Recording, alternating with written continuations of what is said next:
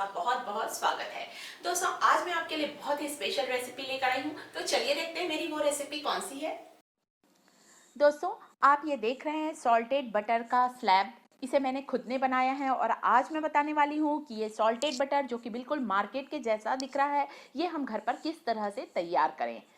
इस salted butter को आप किसी भी रेसिपी में यूज़ कर सकते हैं, जो भी आपकी इच्छा है आप इसका बना सकते हैं। तो इसे बनाने के लिए मैंने 5 से 6 दिन तक के मलाई को स्टोर किया था। इस स्टील के डब्बे में आप देख रहे हैं, जो 6 से 7 दिन की करीब करीब की मलाई है वो इस डब्बे में है और ये आज की मलाई है जो मैं एक बर्तन से आपको दिखा रही हूँ। तो मलाई को मैं हमेशा फ्रीज़र में स्टोर करती हूँ, जिससे कि मलाई से बैड स्मेल ना आने पाए, और जब मर्जी होता है उस दिन मैं उस मलाई को निकाल कर फ्रीज में रखती हूँ और सुबह के समय मैं उसे किचन प्लेटफॉर्म पे रख देती हूँ 1 से 2 घंटे, और फिर मैं उसका बनाती हूँ बटर। और बटर का बनाना होता है जब घी, तो हम घी भी बना सकते हैं। परंतु आज तो मैं आपको मार्केट के जैसा सॉल्टेड बटर किस तरह से तैयार किया जाता है वो बताने वाली हूँ, और उसे हम किस तरह से लंबे समय तक के रख सकते हैं ये आपको बताने वाली हूँ।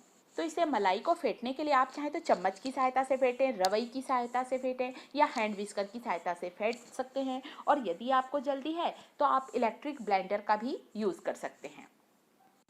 तो मैं हमेशा की तरह ही इसी चम्मच का इस्तेमाल करते आई हूँ और चम्मच से ही फेंटना आपको बता रही हूँ। तो सबसे पहले मैंने मलाई में 1 गिलास के करीब ठंडा पानी डाल दिया है। ये अभी सीज़न अच्छा है दोस्तों, परंतु यदि मान लीजिए समर सीज़न है, बहुत ज़्यादा गर्मी है, तब तो आप फ्रीज़ का बिल्कुल चिल्ड वाटर लें या थोड़े से आइस क्यूब डालें। नहीं तो हमारी मलाई पिघलने लगेगी, गर्म हो जाएगी फेंटते फेंटते, और फिर हम बहुत अच्छी तरह से मक्खन नहीं निकाल पाएंगे। परंतु अभी विंटर सीज़न है, हल्की सी ठंड है अभी, इसलिए मैंने सिर्फ मटके का पानी डाला है 1 गिलास, और इसे चम्मच की सहायता से फेंट रही हूँ। फेंटने में थोड़ा टाइम तो लगता है दोस्तों, कई बार ज़्यादा टाइम भी लग जाता है। अभी आप देख रहे होंगे इस मलाई का टेक्सचर बिल्कुल क्रीमी हो गया है। हमें ऐसा लग रहा है कि ये तो बिल्कुल लस्सी के जैसे दिख रहा है। किस तरह से हम इसका बटर निकालेंगे, परंतु अब आप देखिए थोड़ा सा गाढ़ापन आने लगा फेंटते फेंटते। इसे फेंटते हुए कम से कम 7 से 8 मिनट हो चुके हैं।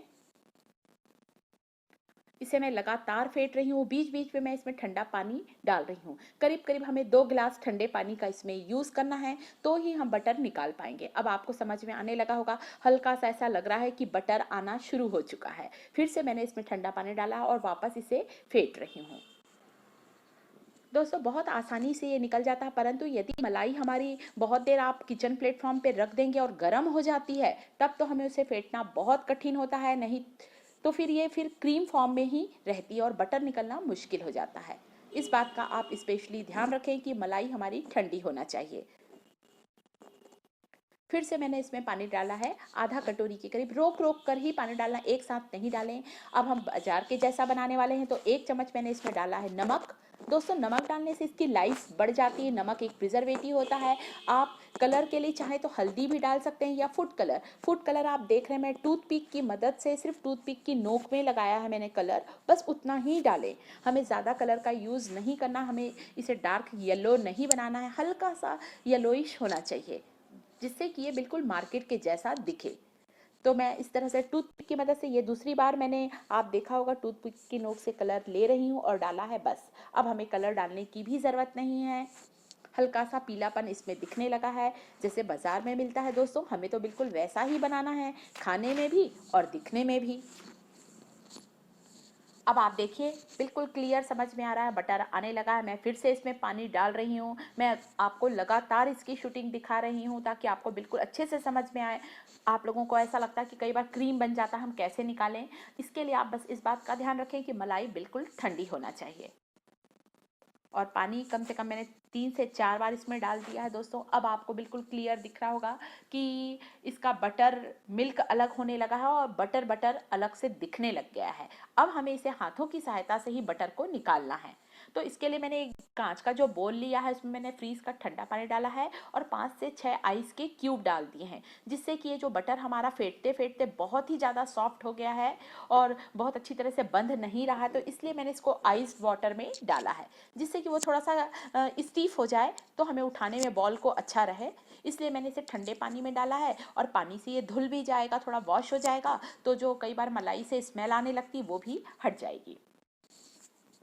आइस क्यूब डालना बिल्कुल ना भूलें, इसी से हमारा जो बटर है वो थोड़ा सा हार्ड होगा या स्टीफ भी हो सकता है। आप देख रहे हैं मेरा कांच का जो बोल है वो पूरा बटर से भर चुका है और जो बटर के गोले नीचे नीचे के हैं वो बहुत अच्छे तरह से कड़े हो चुके हैं, जिससे कि अब आप चाहें तो इस समय अपने पसंद का शेप भी दे सकते हैं। अभी मैं बताती हूँ आपको कि बाज़ार के जैसा जो बटर मिलता है उसका स्लैब हमें किस तरह से तैयार करना है। अब आप देखिए ठंडे पानी जो में हमने जो बर्फ़ के ये गोले डाले हैं वो बहुत अच्छी तरह से स्टीफ हो चुके हैं, बिल्कुल हाथों में नहीं चिपक रहे हैं, कलर भी बहुत सुंदर आया है और नमक डालने से इसकी लाइफ भी बढ़ गई है। अब आप इस बटर को चाहें तो बहुत लंबे समय तक रख सकते हैं, फ्रीज़र में रखेंगे तो आप इसे 1 महीने तक के यूज़ कर सकते हैं, जब आपकी मर्जी हो एक बॉल आप निकालें और यूज़ कर सकते हैं।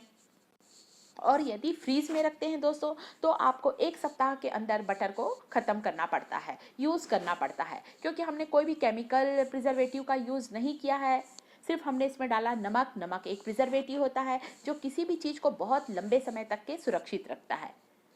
तो ये देखिए ये हमारा बटर बिल्कुल बाजार के जैसा बनने वाला जो बटर तैयार हो चुका है। आपको मैं इसे तोड़ के भी दिखा रही हूँ। अब मैं आपको बताऊंगी दोस्तों कि इसका स्लैब हमें किस तरह से तैयार करना है।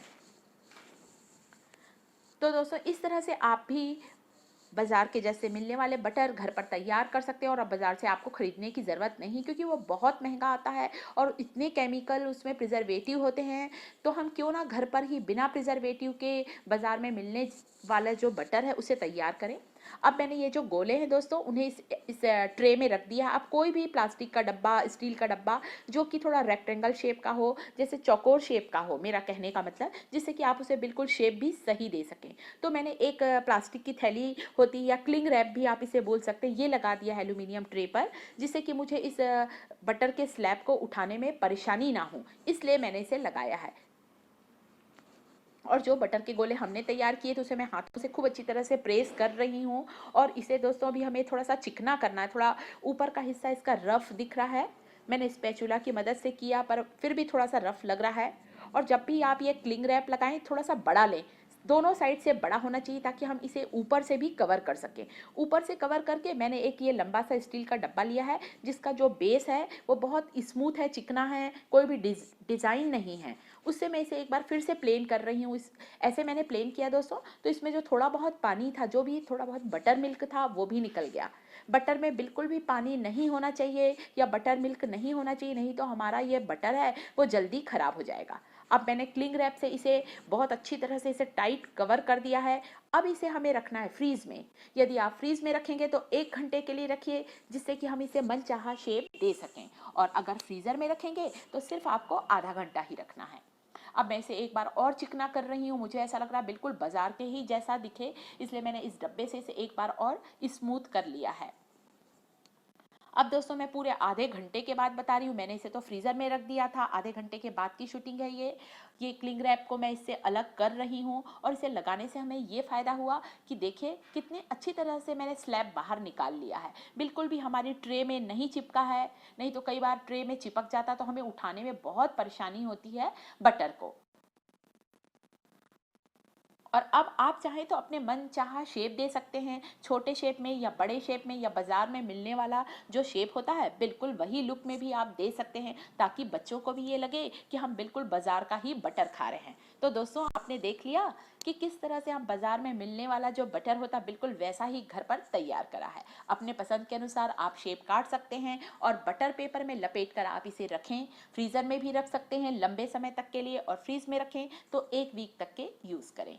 शार्प नाइफ लें जिससे कि काटने में हमें परेशानी ना हो। तो दोस्तों इसी तरह से आप घर की मलाई से आसानी से बटर तैयार कर सकते हैं। और मैंने 1-2 स्लैब को इस तरह से बटर पेपर में रैप कर दिया है ताकि एयर भी ना जाने पाए और बहुत लंबे समय तक के हमारा बटर सुरक्षित रहे। तो दोस्तों ये हमारा सॉल्टेड बटर तैयार है।